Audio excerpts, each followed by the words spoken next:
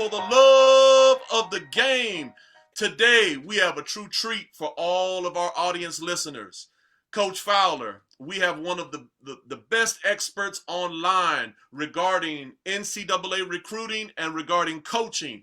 He is one of the best people that I've ever heard on Instagram. He's a fountain of information. Today, we welcome Coach Brian Mahan. Welcome to For the Love of the Game. Well, thank you, Tony and David. Appreciate it, and happy to be here. All righty.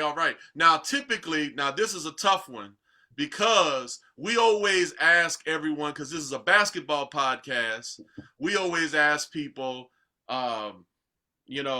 always ask them, how and when did you fall in love with basketball? Right. However, we know I think you're a football guy. Well, I am, yeah. All right. So, and don't get me wrong, you ain't gonna hurt our feelings, because we've had actual basketball people tell us, well, I ain't really ever fall in love with a game. So my question, we're gonna ask it anyway, because we ask it of everybody. And It's okay. You can tell us that you ain't never fall in love with it. That's fine. We will appreciate the authenticity. Coach Brian, how and when did you fall in love with basketball? Well, when I was born in the great state of Kentucky in 1969, that's when I fell in love with it. I'm a Kentucky boy, and you grow up in Kentucky, you're either two things. You're either a Wildcat fan or you're a Cardinal fan. And my family bled blue. So, been to Rupp Arena many times, Joe B. Hall, Coach Patino, the guy who just left us, we won't mention his name, but, you growing up in Kentucky, and there's two things. You got college basketball and you got high school basketball. And the Kentucky High School Sweet 16 is one of the best high school tournaments, state championship tournaments there is in this country. Pleasure of going to that for many years, and fell in love with that. So basketball runs deep in my family. My dad was a basketball coach. My mom was a basketball coach. Oh, wow. Always kid around and says, tell people I was probably the only kid born in the 60s without a basketball in his hand when he came out of his mama. So, oh, wow. I got a football put in mine. Now that's awesome, Coach Brian. I'm glad that you do love our sport here. Now, we do, I believe in you, because you have taught me so much online. But for the people who have never been to your Instagram account, can you give us the 2-minute version of your journey of how you became Coach Brian on Instagram? Well, it actually started out directed more at younger coaches. That was where I was going to go with this, based off of what one of my friends said. I had started a YouTube after I retired off the field about 3 or 4 years ago. He's like, you need to bring that back and start doing that again. And then all of a sudden I had a parent email me and ask me about recruiting. And I was like, maybe I should do a little bit of both. And it just kind of morphed into this. I still do my Coach Tip Tuesdays, still do my Sunday challenges to coaches, leaning on a lot of my knowledge from coaching and a lot of my experiences, both good and bad, where I screwed up and where I didn't screw up, trying to pass those along. And then the recruiting part, it just came natural. I mean, everywhere I have been as an assistant coach or a head coach, I was in charge of it. Whether it was sending film to the coaches, whether it was taking a recruit or one of our kids to a camp or to cut to one of the schools for a game or a visit, it just became ingrained in me, and I just became a sponge and tried to learn as much about that as I could, because, what's every parent want for their kid these days, but, to go to that next level. And being in the position that I hold currently, that's at the school I'm at, that's very big. We have about 20 or 30 kids each year that sign either NAIA Division I, Division II, or Division III. And, you've got to have your P's and Q's right. So you make sure those kids are, doing what they're supposed to do and in a position to be successful going through that recruiting phase. New way, putting on for all my ladies in the game, going crazy. It's not about the fame, it's for the love of the game. It's for the love of the game. Okay. And where's that at again? I'm at J.L. Mann High School here in Greenville, South Carolina. Okay. All right. I'm from Lawrence, South Carolina. Oh, I graduated from we Lawrence we District may know some of the 55. same folks. So yep, JL man, I'm very familiar with where you're at. Yeah. Wow, it's a small world. Small world. And About then 30 you're minutes, about 30 minutes from where I grew up, Tony. Yep. wow. Okay. Awesome. Well, it's funny because I was, as I was getting ready for the podcast, I saw a lot of South Carolina gear, Yeah. and I was like, oh, okay. Well, there might be some connection, Yeah, there. you'll catch me wearing Clemson or a South Carolina football coach's shirt, or, something like that. I got a rotation of shirts that I go through. My wife likes my little rotation of shirts I go through every week. Well, you need to wear a little more Clemson. Stay away from them South Carolina shirts. Oh, I'm just talking about the palmetto flag and the I crescent. know, I hear. Yeah. No, we let my father, who lives with us right now, he can wear his South Carolina gear. That's about it. But he has to wear more Kentucky than that. Okay. Gotcha. Well, that alone should be enough not to like the Gamecocks because they're in the SEC. You don't have to worry about Clemson. Yeah, well, I've always said I can only truly root for Kentucky and Clemson because I can't root for another SEC team. There you I go. can't do that. All these people go around chanting SEC. I'm like, crap on that, man. I'm a Kentucky fan. I want my Cats to win. If they don't win, then screw y'all. Yeah, exactly. He's all right, Tony. He's all right. Yeah, Coach Fowler was like, "Wait a minute, who's this guy that you bringing on?" So I told him, I said, "Hey, he's solid. He is solid. He is solid." Now, how long have you been doing the Coach Approach HQ on Instagram? How long have you been doing that? And actually, we're coming up on a 1-year anniversary. Wow. So it'll be 1 year in July. I can't remember the exact date, but I have to go back and scroll through. I want to say it was probably the second or third week in July because I remember going on vacation to Charleston and sitting there answering DMs and all that stuff. So on the beach, but yeah, we're coming up on a year. It's kind of hard to believe. It goes like that. Wow, Coach Fowler, 20,000 followers in only 1 year. Wow. Pretty much all just viral. Just good information out there. So that's pretty powerful. Well, I do have a lot of friends that follow me too, so a lot of coaching buddies, so they helped a little bit too. Now, you are an expert in recruiting. What mistakes are you seeing parents make over and over and over again? Well, the first mistake is, my generation who are raising kids now still believe we're back in the 80s and that grades really don't matter. And that's, other than character, that's the number one thing. They got to make sure they have their grades right and they're staying on top of everything with the transcripts and making sure that they're actually in core classes that are going to count towards that NCAA eligibility. And, understanding what is NCAA eligibility and what is graduation requirements, that's very easy to get confused on because there's a lot to that. So we're trying to educate as many people as we can on that. The other thing is being a little bit overbearing, of course, wanting to do everything, talk to the coaches for the kid, take a step back, let your kid advocate for themselves, let them send the emails, let them take the phone calls and make the phone calls and do all that and talk to people at camp. Those are the two biggest things right now. And the other thing is just not staying organized.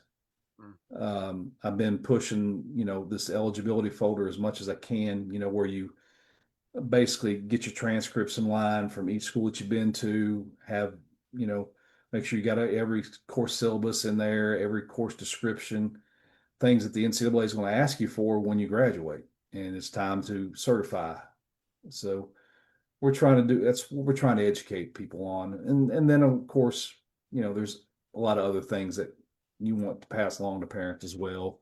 The biggest thing right now is, of course, the new 5-year rule that's probably going to be put into place before the summer is over. Okay. New heat on the feed, top queens of the court, how they pave what we need. Logo at the art, crowd lean when they rise. You can hear in our voice how it still hits our lives. Classic pics on the wall, sign box on the desk. We rewind every step, every cut, every flex. From the tunnel to the tip, it's a story in the crease. Every scuff on the toe, say the grind don't sleep. This that kick of the week. We talk game, talk grace, talk sneaks. From the paint to the top of the key. For the love of the game, that's me. This that kick of the week. She laced up, wrote history in these. Every stripe, every stitch, every squeak. For the love of the game, we speak. We speak. Overtime nights, whole gym on. Now here's a big question. I'm hearing a lot of back and forth online.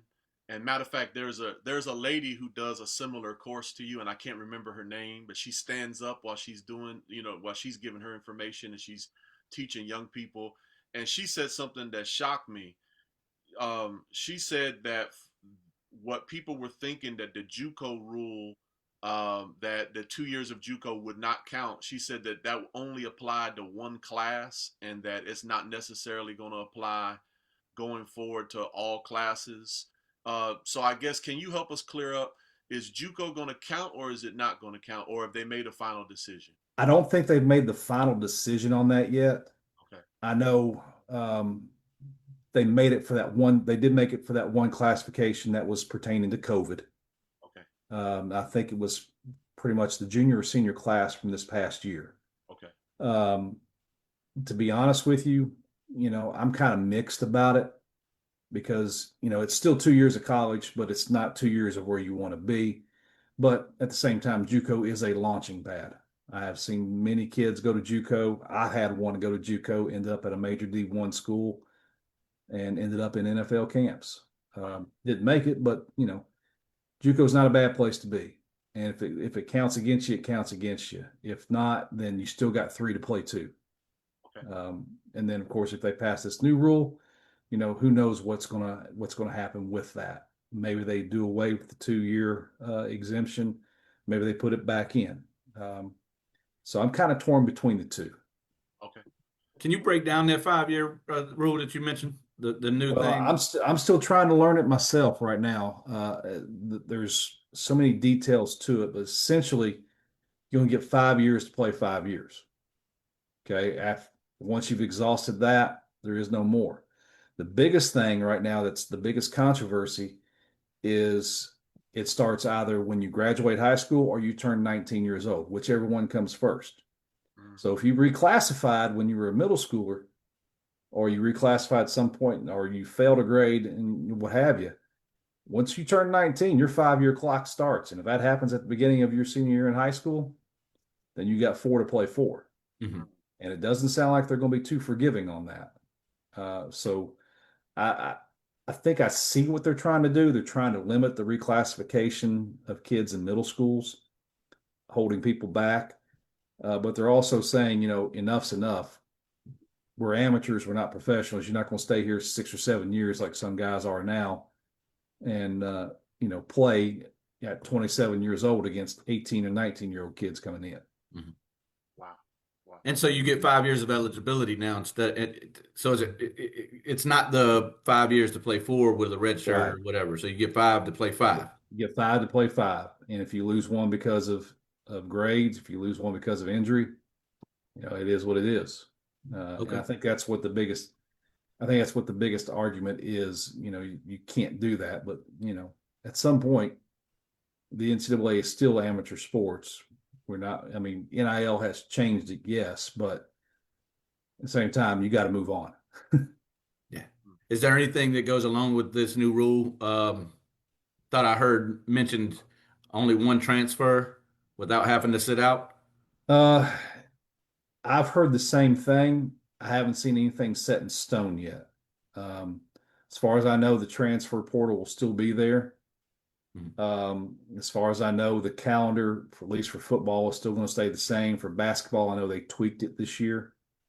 I'm hoping they tweak it for football and push it past, where they have it now, and just redo that whole ridiculous thing.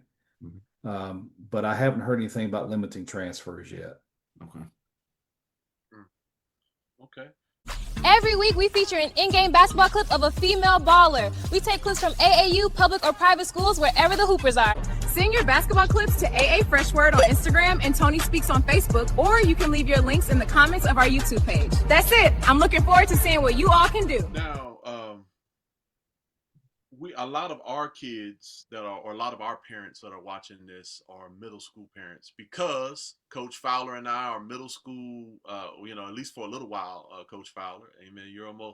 She's almost gone there, but Coach Fowler has an 8th grader. I have a 7th grader and a 5th grader.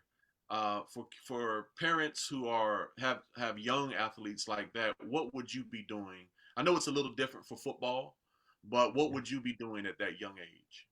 Well, the first thing, I get questions like this all the time, and the first thing is make sure they're still in love with the game.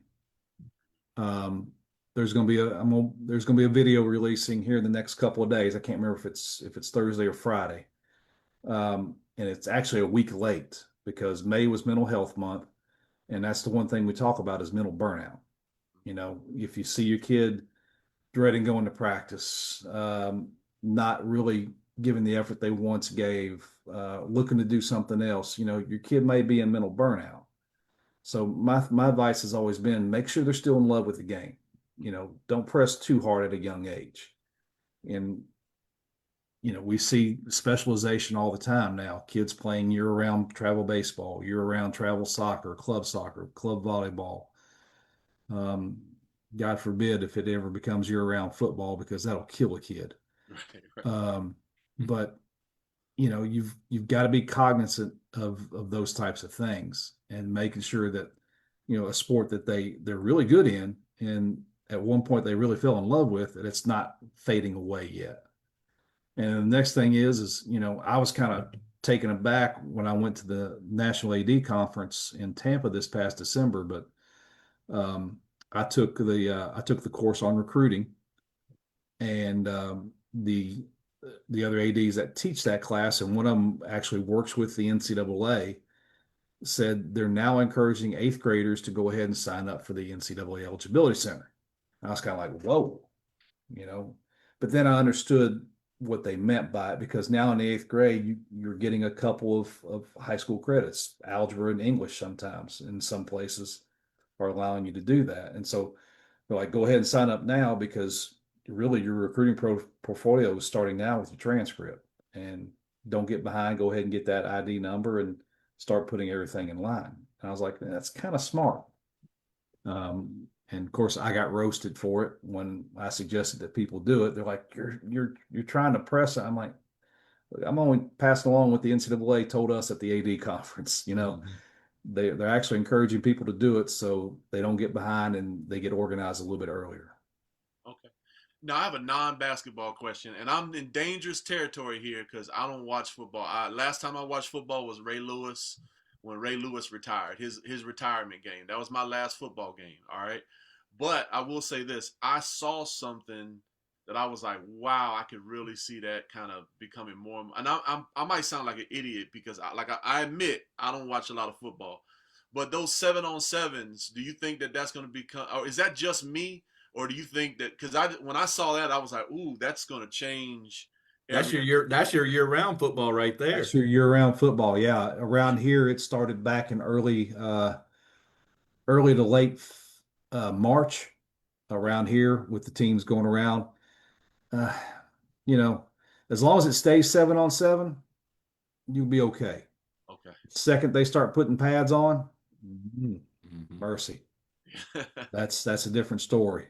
Yes, and I know there are some travel football teams, but they limit themselves to only football season, and they're only playing about 8 to 10 games too. So they're staying pretty reasonable with that. And mainly it's the younger kids. It's the 10, 11, and 12-year-old groups that are doing that. And I'm okay with that as long as they stay within that 8 to 10 game range and don't starting to play 16 to 20, and you're not trying to do all year long. But yeah, the 7-on-7 has changed it a little bit. But at the same time, it does allow your kids to get in there and get a little extra work against some pretty decent competition, to be honest with you. I may not like it as much, but it's what's going on. Make sure y'all like and subscribe for the love of the game with Tony and Davis. That was good.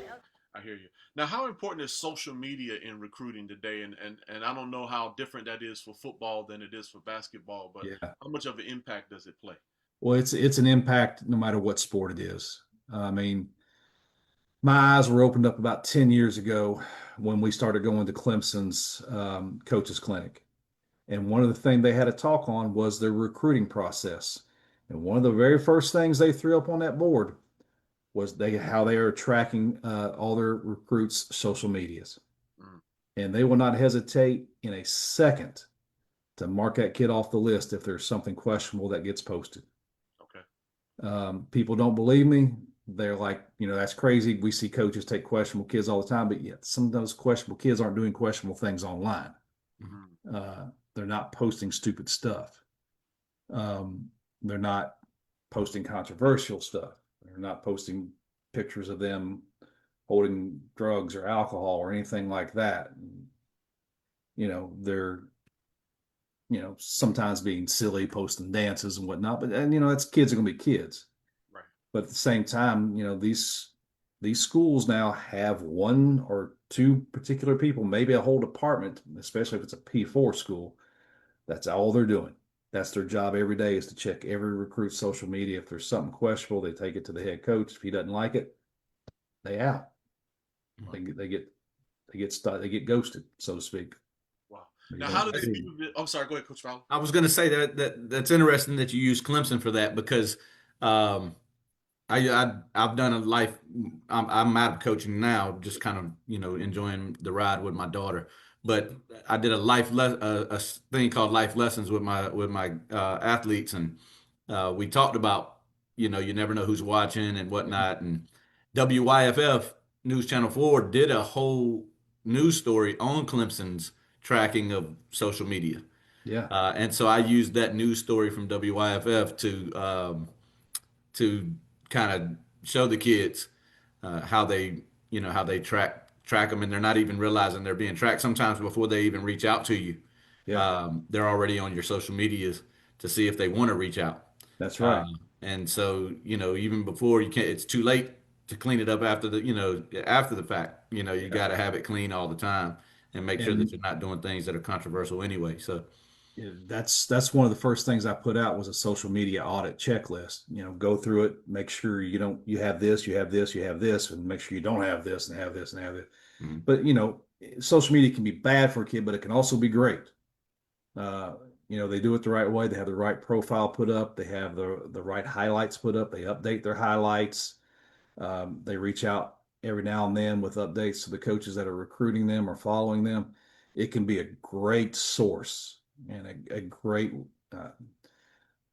what's the word I'm looking for? A great help or addition to the recruiting portfolio. Mm-hmm. Now, mind you, they don't want to recruit an influencer, but they also don't want to see just party pics and dance pics. They want to see your stuff. Yeah. Working out daily, maybe the grind workouts, maybe something you're doing with your private coach in the middle of December when your coaches can't work with you. Mm-hmm. What are you doing to put the work in to get where you want to go? Yes, sir. That's the type of things that they like seeing on the social medias. Yes, and then, of course, they like seeing you hang out with your family and your friends. Okay. Now, here's a tough one regarding that, and there's a head scratcher, at least for my family. I'm better, Coach, than what I used to be, because I used to be real political, and because I want to, I'm trying to learn how to represent my daughters well. I'm trying to stop all my political posts, and I'm not, and I'm trying not to have any of that on there. However, what happens if you have a kid who really believes strongly in something and they post something political? Can that hurt them as well? Well, it depends on what it is they post, I would say. I mean, everybody, of course, is entitled to their right to support whoever they want to politically, religiously, what have you. It's just, what is it that they posted?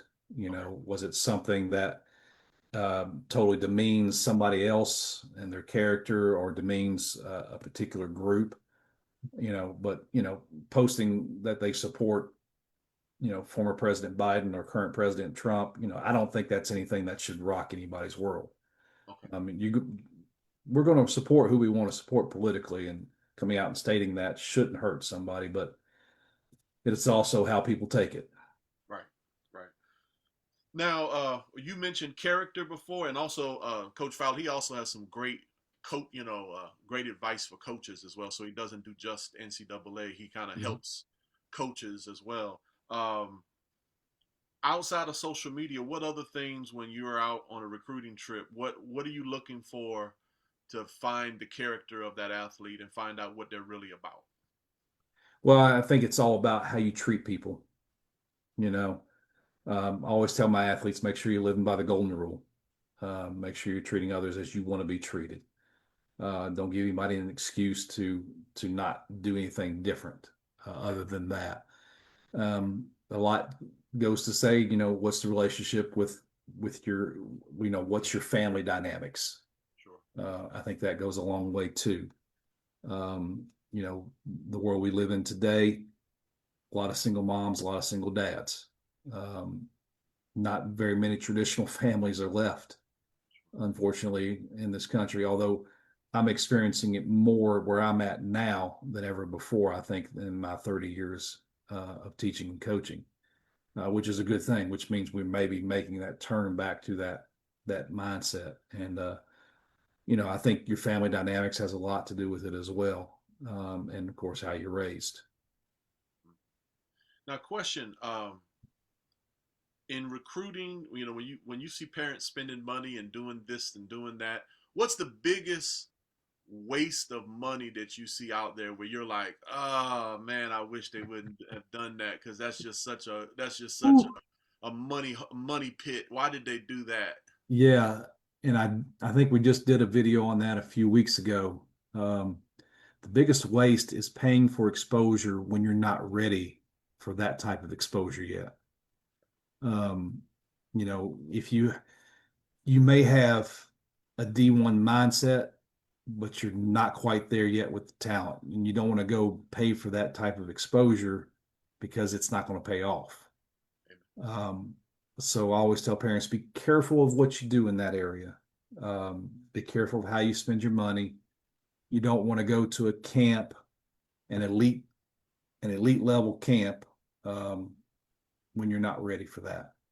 Because if you do and you go there and you don't rise up to that level where all those other players are, then all that's going to happen is you're going to fall back down. And unfortunately, one of the biggest sports that exposes that the most is basketball. You get out there with elite level players on that AAU circuit or that AAU camp or that college camp. Whew, mercy. That's just a whole different level right there. Yes, sir. Yes, sir. Yeah, I had a coach who put my daughter up against, had her play 2 levels up and had her play an EYBL team 2 levels up, and I think the score was 92-7. So yeah, that was not a pretty day. That was not a pretty day at all. So it's one of the things that we're getting ready for our beginning of the year coaches meeting, getting all that stuff, and I was just working on the slides the other day, and one of our 14 legal duties as a coach is making sure you're matching players the correct way to level versus level. One level down's okay, but you're going senior versus a freshman and something in football, one-on-one in football, you don't want that. Right. You might be able to get away with it in other sports, but definitely not that sport. Definitely not lacrosse or soccer, or you don't want a senior versus an 8th grader, that type of thing.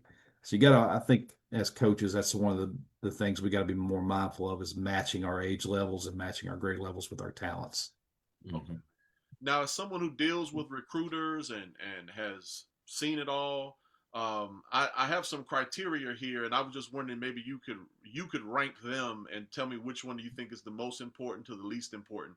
I have the following criteria: rankings, stats, highlights, relationships, and actual game film, and then another criteria is the actual eye test of a recruiter looking at someone. What do you think is the most important, and what do you think is probably the least important out of all of those? Relationships, by far. That's the one thing that I have learned, not only as a coach, coaches to coaches, coaches to players, but recruiters to players, is that relationship. I watched a very, very good recruiter at Clemson recruit one of the best players I ever coached. And I mean, they talked weekly when it was allowed, or, back then email wasn't too big. This is the early 2000s. But if he was allowed to make a phone call that week or that day, he was calling him, talking to him. And it just wasn't about, hey, come to Clemson or come to Carolina or whatever. It was, how's the family? How you doing in school? How's things going on the field? And those types of things, that goes a long way with recruiters. And the kid being able to reciprocate. And, you know, this young man ended up being very, very good friends with this coach's younger son, who's now a college coach. But, the relationship thing is a big thing. Amen. Now you, and a matter of fact, just so you know, I screen saved it and I sent it to my wife, and I said, because sometimes with my wife, I got to go and say, listen to me. So this one's a big one. All right.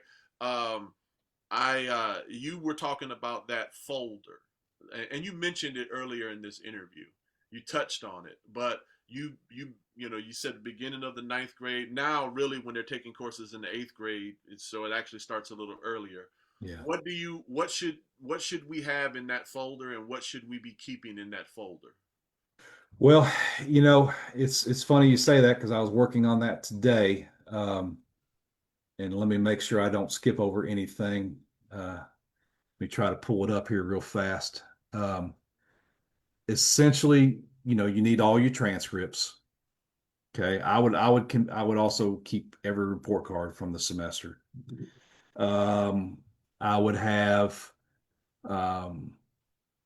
what each core course you took was, what each course was, that you took, because sometimes those electives can come back and actually help you, because they'll fall into one of those math, science, English type classes. Have a GPA tracker that you can bring up.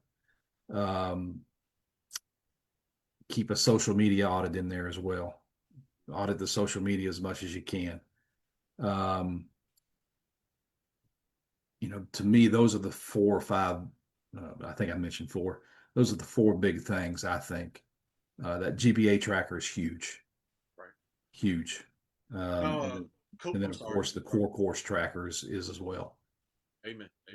Now, Coach Fowler educated me on this a couple weeks ago, but I'm really repeating it for my audience in case they didn't watch that. They didn't watch that podcast. What role does so Coach Fowler? Just so you know, I was listening to you, brother. All right, man. I'm repeating it I don't want Coach Fowler to think I just ignored what he's telling me. Amen. Just so you know, my role, Coach Brian, is I'm the psycho sports dad. He's the old coach, even though he's 10 years younger than me. All right. So, but when it comes to basketball knowledge, he's the older brother. So, one day I'll get to help him in some other way. But when it comes to basketball, he's the older brother. So when it comes to that, I share all of that. My question is, what role does SAT play nowadays, or these standardized testing? Yeah. What role do they play? And that's a great question. I get that all the time. They're like, what do we have to have on our SAT or ACTs? My answer always is now is whatever the institution is requiring, because the NCAA dropped that with COVID and then left that out. Thankfully, finally, 2 or 3 years ago, they dropped that requirement. And so now you just got to meet whatever it is the institution requires on those scores. The institutions are not going to sway from that. They're firm believers in the SAT, ACT scores. They believe that's a true test of what you're going to do in college. Thankfully, now that's no longer with the NCAA or the NAIA or D2 or D3. So one of the best things the NCAA ever did was dropping that requirement. Awesome. Well, we're going to try to wrap things up. I got 2 big questions left for you.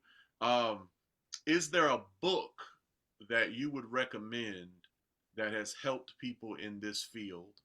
And then my second question is, I'm going to share this with my daughters. I'm trying to make my daughters write their goals in pencil, but their habits in pen, because the habits are more important to me than the goals. Because The habits are going to get you there rather than just having, everybody has a goal. The question is, do you have the habits to get you to the goal? The question is, what habit would you recommend to a young athlete who is trying to become a D1 athlete? What book would you recommend to parents?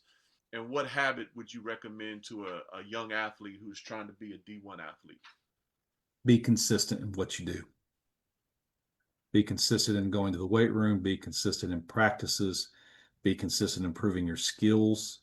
Be consistent in the classroom. Everything you do is about consistency, maintaining that level and then growing it from year to year to year as your skill level improves. Awesome. That's incredible. And the book, any book recommendations? I'm sorry? Any book recommendations?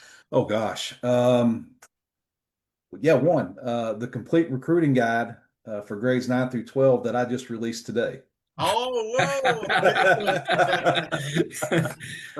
Great opportunity for the plug. The link is in that profile. So yeah, I've been working on that for the last few months, trying to perfect it. Had a couple of long late nights here the past few weeks. I don't know if it's exactly what it should be, but I think it's something that can help people that are looking to, have their kid recruited, because you can't prepare without a plan. You need a plan in place. And, it goes back to the first question you asked me is, what's the mistakes that parents are making? It's trying to do this, just, pulling things out of right field, left field, from midcourt, throwing up the half court shot. You got to have a plan in this business, especially today. And I hope that's what can help these people with this, and I hope it achieves some of their goals. It's sort of a DIY to recruiting. Obviously there are a lot more people out there that know a heck of a lot more than I do. But I feel like through my experiences that this book can help people. It's just a simple OE book. But it'll probably be tweaked a lot more as things go along, with new recruiting rules and things like that. But I hope it can help people and, get them organized and get them realizing you got to start a whole lot earlier than your junior or senior year. Amen. Amen.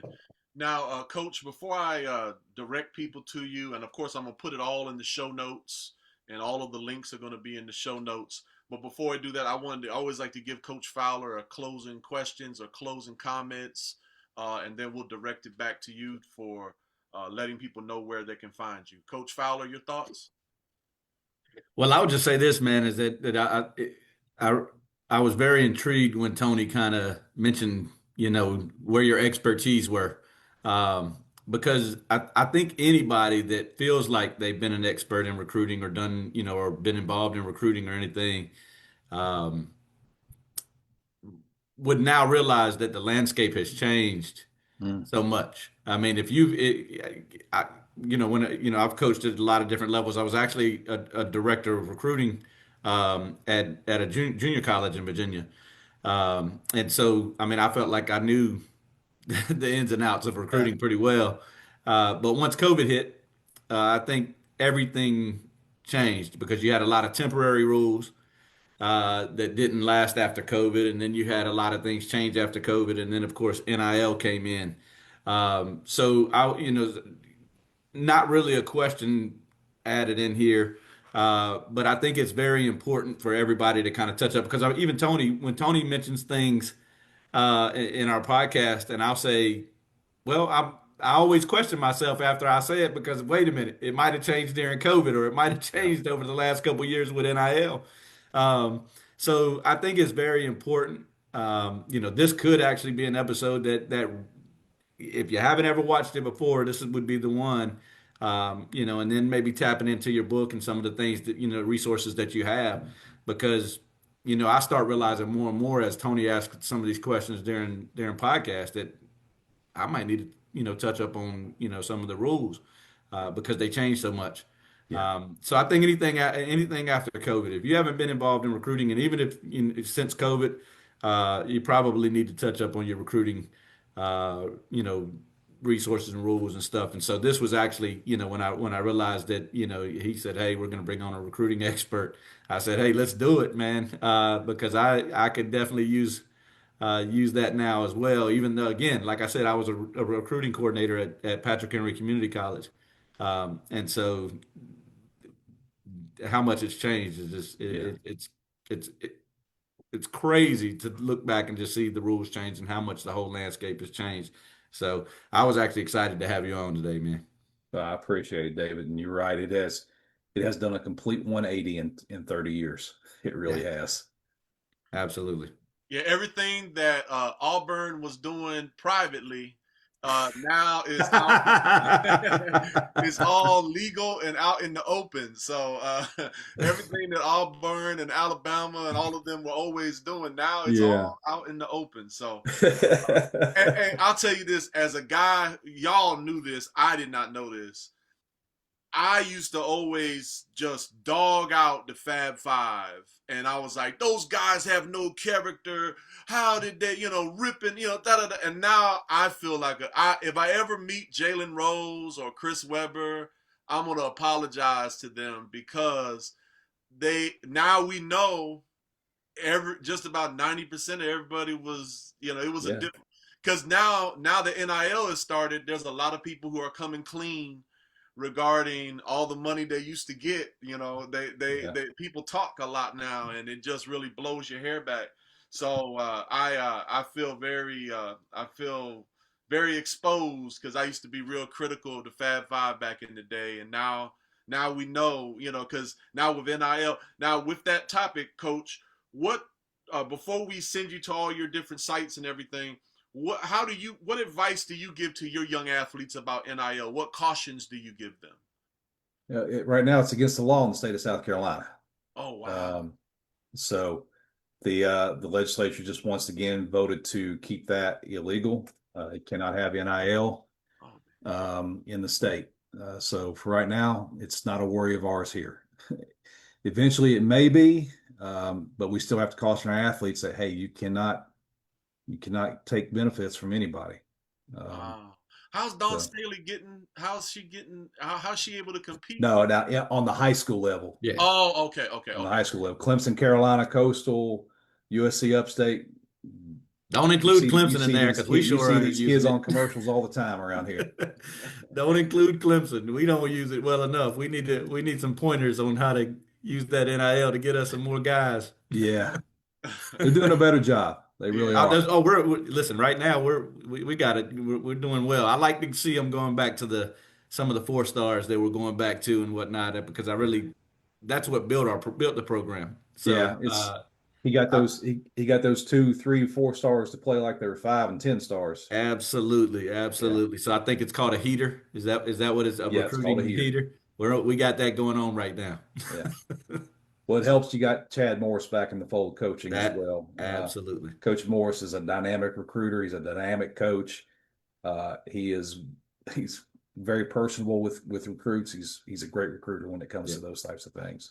Absolutely. Now, Coach, 2 things. Where can we find you? And can you give our audience one final piece of advice as we close out? You can find me at The Coach Approach HQ. We're on TikTok, we're on Instagram, we're on Facebook. We're also on YouTube. All the YouTube channel is very small, but we're still there. The biggest piece of advice I would give is coming into this, make sure you have a plan.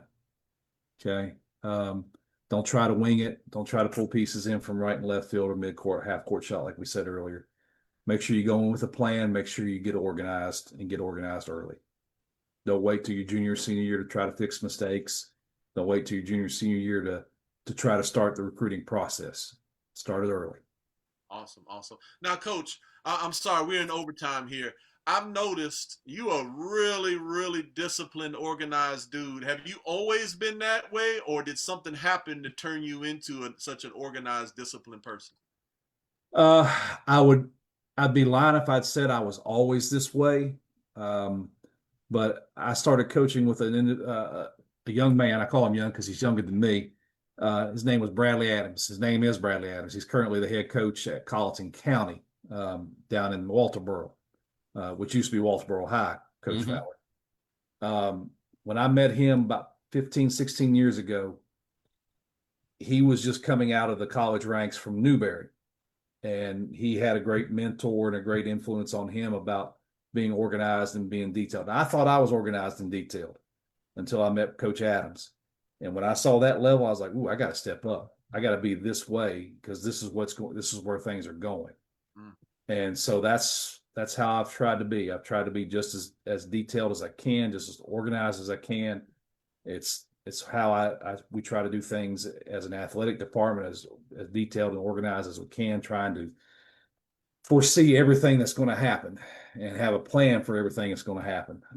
You got plan A, you got plan B, you got plan C, you got plan D.